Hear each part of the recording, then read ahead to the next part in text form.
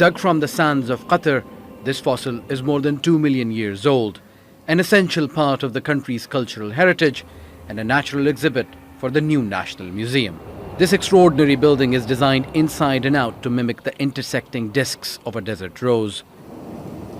Each space showcases a different theme designed by a renowned French architect. To create a sun rose so large at this scale is something very difficult to do, and you know that it's necessary to have a very strong technology behind. So in the same time, it's an image in relationship with the eternity of the desert and the modernity of today. It's taken 8 years to complete. The building and its contents are intended to educate and inspire visitors, Qataris, to foreign workers and tourists. The nomads of Arabia will tell you that the desert rose symbolizes hope that there is water underneath, and that is the message that organizers at this museum would like people to take away with them. Building was still underway when 4 Arab countries imposed a land, air and sea blockade on Qatar. Now the museum's creators want to use it to illustrate the region's shared history. We believe that culture should really stay away from any political tension between countries, and it is really open. In fact, we have a team from the blockading countries are working with us on this. And this is very great when you work with the people who believe on the culture and they believe that culture should have no boundaries. Innovation in design can be seen everywhere here.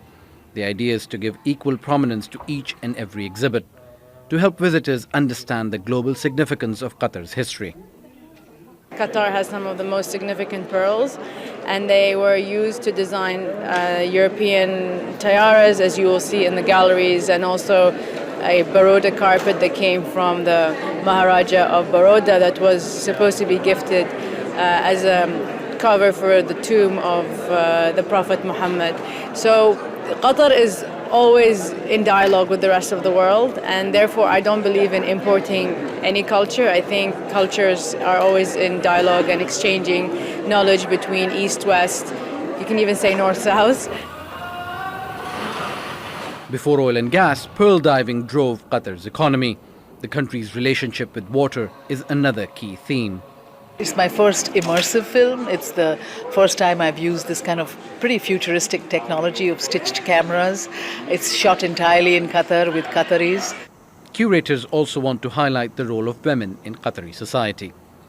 This is not the first time we've had the National Museum. We were the first museum in the Gulf, and this is something that is very interesting for us to reopen and actually show the public our heritage, all the research we've been doing for years. I really find this very interesting to be able to bring all these stories together and actually not say everything, which is why the exhibition strategy is to actually immerse ourselves into expanding on different topics within the museum. The architect of the National Museum of Qatar wants it to stand for centuries, a shared ambition between those who planned and built the vision of a grand desert rose. Osama bin Javed, Al Jazeera.